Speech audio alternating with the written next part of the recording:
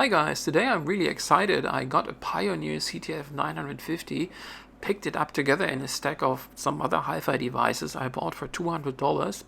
And this CT-F950 is one of the high-end cassette decks out of this time from Pioneer. It's blue line, so that means it fits really nicely into the other devices from Pioneer that I had restored. And it's well equipped, it got Dolby B, it's a 3-head deck, bias adjustment and everything you can ask for. Also some intelligent function with auto start after rewinding and so on and so on. So it's a really interesting cassette deck, open design, cassette goes into the front, kind of unusual. There are very few decks that are designed that way. So again, I'm really excited yeah, let's have a look at the one that I have picked up. So here you see the actual device that I've picked up. It does require some attention, probably spend some time outside or in a shed, I'm not sure. But more important for us is how does it look from the inside. Okay, so here we are. So I've never looked inside one of these high-end Pioneer decks. So I have really no idea what to expect. And hopefully there's nothing totally burned down inside or whatever. And it's definitely convincing enough that that we can kick it off as a project and not a hopeless case. Let's see.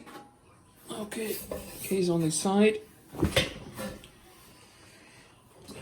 Okay, so first impression from the inside is it looks quite alright.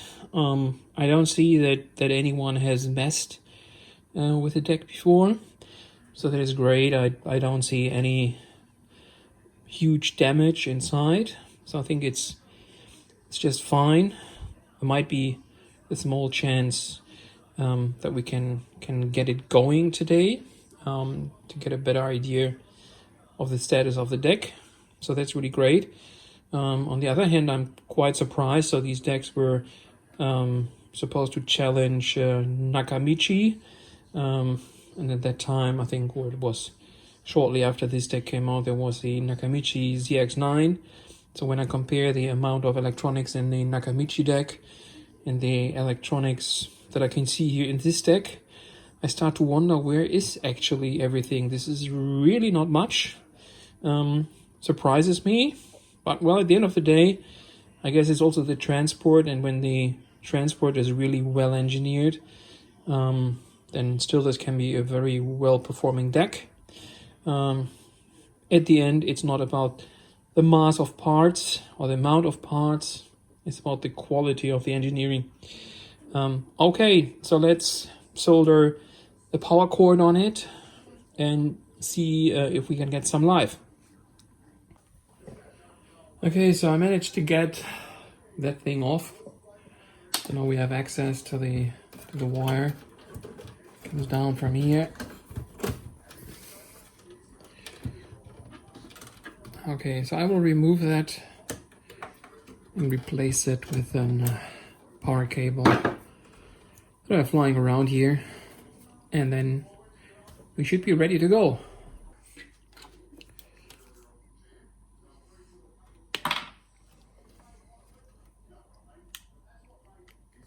Okay, I soldered the power cable on it, and it looks like that the belts are at least still there. They don't feel that they have a lot of tension, but it might be enough to test the deck. So let's plug it in, and hopefully we don't have any accidents and sitting here in the darkness. But let's wait and see. Okay, so I have never tried this before with this deck, so I hope you're not getting a bad surprise. So at the moment it's turned off. I just plug it into the power outlet here. Okay, and now the magic moment comes if we have some live or not. And okay, everything is turning on. That's already pretty good. So the question will be if we can actually play something. But before we are doing that, we will have a look at the heads and clean that up a little bit, what we see on it. Some isopropyl and that should be good enough for just a very, very brief test. And I will plug in the stereo system so that we can hear over the speakers if there will be some output or not and how it sounds. Okay, so just visually, heads do not look too bad. So it's a 3-head deck, so that's why you see 2 heads here, and that will be the erase head. So there's just some IPA on this, and I will just clean the dirt on and off. So there's definitely a little bit of it, and also this light brown looks like there's a little bit of tape rub off on the head.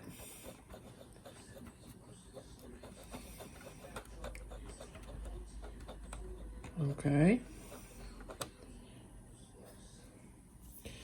So the pinch rollers they still feel rubbery, so that might be okay. That stuff here is moving, which is also good. Okay, so I'm plugging in now the RCA plugs from the stereo, and we will get a test tape and see what it does. Okay, so it's plugged in, so let's turn it on.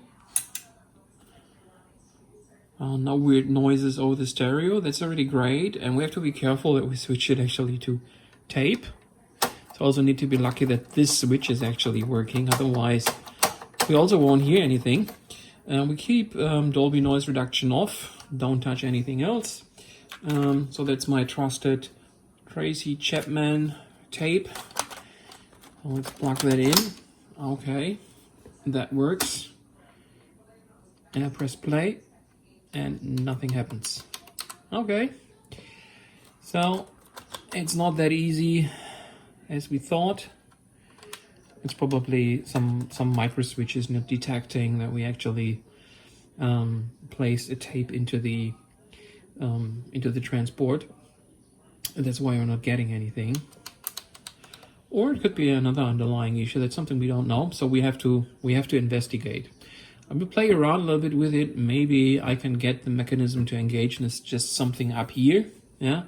But if not, then there's no other option, and we need to start to disassemble the tape deck and see what is causing that, and start the restoration process, I guess. Okay, I think so. I found already what is causing this. So here's a motor that I think is operating the control from the transport, and probably pulls the whole carrier up where we have the heads and everything, and this does not have a belt anymore. So this belt is definitely completely gone. So the tape wouldn't be able to engage based on that. We just have a look to see what happens when we push some buttons and when we turn it off and on. So at the moment there's still a tape inserted. Okay, I turn it on. You can see that was spinning here, and I push some buttons, but nothing happens. So I think the mechanism, the transport, is in a state where it's not operating. So we have to hook up a belt again and take it from there. Okay, so there wasn't any luck with playing it, but the good news is that the display is functioning, so that's already great. I just wanted to check if these buttons do something, so that's also interesting to know. Okay, so that seems to go on. Oh, it comes off again. Okay, so then the tape type is now on standard. Okay, that's metal, it's chrome, that's okay as well. And when I press the Dolby button, Dolby turns on, so that's also excellent. Yeah, so I think it's probably from the logic board and everything, at least in a working order. So I'm not sure how well it will sound, but to get that going, we definitely need to replace the belt. So I have ordered a main belt already for this deck, and I should have for the other belts that are required. And I think overall it's 4 belts. I should have something in my drawer that would fit there. Really important is a capstan belt. We don't want to mess around with that. Especially this is considered a high-end, high-performing deck, and you want to have an appropriate capstan belt in it with the right size and definitely of good quality. And yeah, what I appreciate is that it's not hard or not too hard to take the actual transport out of the deck. So that's what I'll be going to do. I will take out the transport out of the deck, and while I'm at it, I will not only fix that one single belt up there, I will also then replace the capstan belt and all the other belts, and then we give it a go again and see how far the deck is working then. Another challenge will be to see how I can this corrosion of the buttons here. I'm not really sure what works best here. That looks definitely worse than all the other decks that I had before. I read about putting some vinegar on a cloth and you can wipe it off. Then I read it's not a good idea to do it. I can use that never dull stuff, or I can try some WD-40 or some aerosol polish. But I actually don't want really to go with polish or something on it. I'm just concerned that when I use something aggressive that I ruin these buttons, even though the deck at the moment doesn't look really great. So this front plate doesn't have a scratch. The cover can be painted or how is it called? Or it can be powder coated. And it will look fabulous again. So I don't want to ruin these buttons. Oh, look at that. All of a sudden, it started to spin. I don't know why. So what's happening is not healthy, because it's now starting to eat my tape. Yeah. But it's doing something. So the other hub is not spinning. So we probably don't need the other belt to get it going. So I have to peel out my tape now, and definitely doesn't change much. We will need some belt replacement. Why did it start to work? Probably old leaky capacitors at one point got enough charge so that the circuit started to do something and then started to engage, and we saw the result of it. But kind of spooky, but cool. Okay, so I will be back with the deck with some spare parts at my hands, in particular belts. We will take out the transport and replace these belts and see if we can get it going.